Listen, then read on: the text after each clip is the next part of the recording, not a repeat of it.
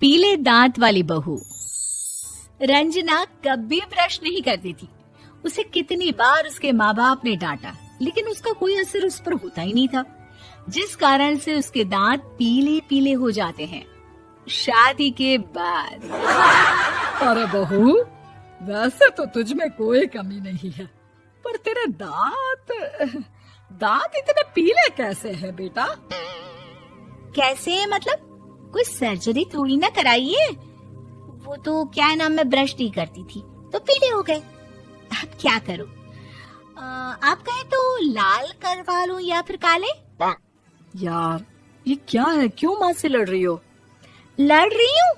अरे मैं लड़ रही हूँ या ये बोल रही है कि दांत पीले हैं, पीले।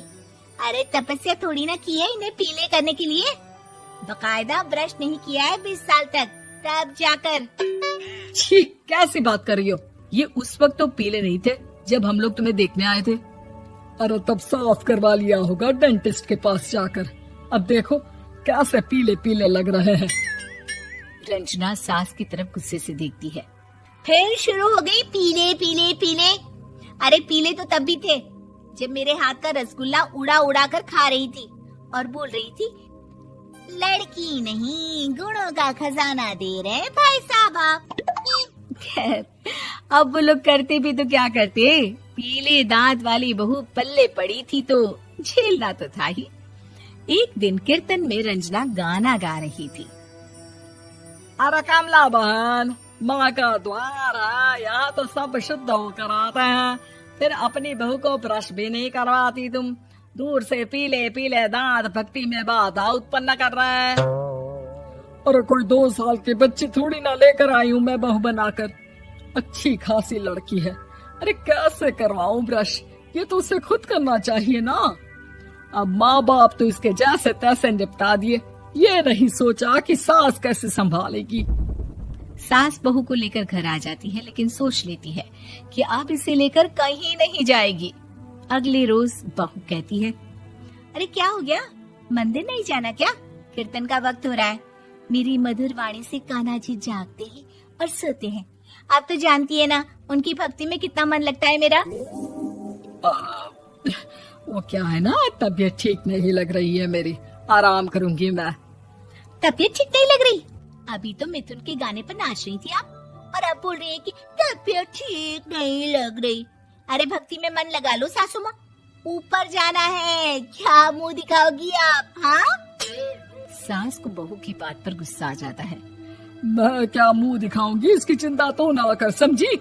अपने मुंह की चिंता कर, जो ये पीले पीले दांत लेकर हर जगह पहुंच जाती है। पता है लोग कितना मजाक बनाते हैं। ना जी ना, मैं नहीं जाना कहीं तेरे साथ। तो ये बात है, कोई ना, मत जाओ, मैं अपने कमरे में ही बैठकर भक्ति कर लूंगी। ऊपर वाला दांत थोड़ी ना देखता है, मन देखता है, भावना देखता है। और अरे बस बस, तू सब कुछ दिखा, बस ये सफेद चमकदार दांत ना दिखाना किसी को, है? जा यहाँ से। बहू को सास की बात का कोई फर्क नहीं पड़ता, वो तो जैसी थी वैसी ही रह जाती है। सुबह नहाकर किचन में खाना बनाना, फिर खाना खाना, कीर्तन भजन करना और सो जाना। एक दिन, माँ जी मैं सहेली के घर जा रही हूँ, शाम को लेट आऊंगी। हाँ हाँ तो जाना, मैंने कौन सा तेरी आरती करनी है घर पर बैठकर। रंजना सहेली के घर जाती है, जहाँ वो पार्टी में जाने की तैयारी कर रही होती है। अरे शिखा, कहाँ जाने की तैयारी कर रही है? मैं गलत वक्त पर आ गई क्या? अरे नहीं यार, उल्टा सही वक्त पर आई है। मैंने ये साड़ी और ज्वेलरी निकाली है यार, शाम को इनके ऑफिस की एक पार्टी में जाना है। बताना कैसा लग रहा है ये सब? नहीं यार, इस ड्रेस के साथ तो वो वाली ज्वेलरी अच्छी लगेगी। हाँ हाँ सही बोल रही है, मैंने ध्यान ही नहीं दिया। वैसे तो हमेशा से मस्त फैशन सेंस रखती है। तो बड़ा जाती होगी ना पति के साथ पार्टी में। रंजना कुछ नहीं बोलती, बस सोचती है कि यार काश ये बात सही हो जाती, पर मैं क्यों नहीं जाती पार्टी में? क्या इन लोगों की कोई पार्टी होती नहीं होगी? रंजना घर आती है और रात में पति से सवाल करती है, एक बात बताइए, आप मुझे किसी पार्टी में क्यों नहीं ले जाते? क्या आपकी यहाँ ऑफिस में पार्टी नहीं होती? पति बेचारा क्या कहता कि दांत पीले हैं तुम्हारे इसलिए।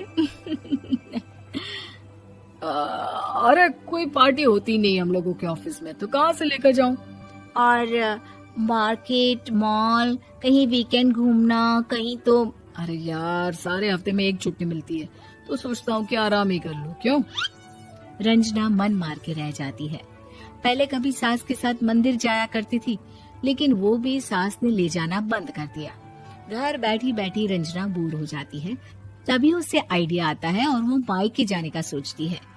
सासू माँ, 2 दिनों के लिए मम्मी के घर जा रही हूँ। अच्छा अच्छा ठीक है, आराम से जा। और हाँ, माँ से कुछ अच्छी आदत सीख कर आना कि कैसे शरीर के हर भाग की तरह दांतों की सफाई भी जरूरी होती है, समझी? शुरू हो गई ना आप। वो लोग आपकी तरह नहीं है कि छोटी छोटी बात का बतंगड़ बना दे। उन लोगों के लिए मैं मायने रखती हूँ, ना कि मेरे पीले पीले दांत। रंजना माँ को बिना बताए उन लोगों को सरप्राइज देती है, लेकिन जैसे ही वो दरवाजे पर पहुंचती है, अंदर देखती है कि घर वाले कहीं जा रहे होते हैं। अब माँ, काश रंजना दीदी के दांतों वाली प्रॉब्लम नहीं होती, तो वो भी हम लोगों के साथ चलती ना बुआ जी की बेटी की शादी में। हाँ बेटा, लेकिन अब उसे कौन समझाए कि उसको उसके पीले दांत नहीं दिखते, लेकिन उसके आसपास के लोगों को कितना एम्बैरेसिंग फील कराते हैं। मुझे तो कितनी बार उसके स्कूल की टीचर ने शिकायत की कि उसके साथ कोई लड़की बैठना भी नहीं चाहती, और ना ही कॉलेज में कोई उससे बात करना चाहता था।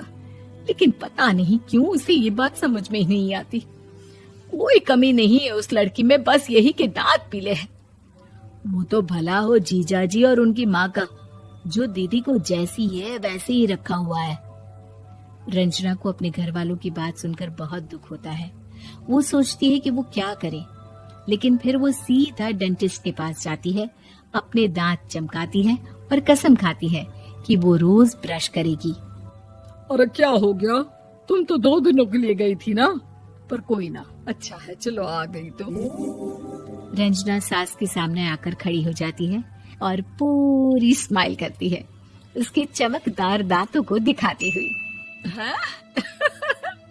चले मंदिर। माँ, मुझे माफ कर दीजिए, मैंने आप लोगों को बहुत एम्बैरेसिंग फील करवाया। मैं आज से रोज ब्रश करूंगी।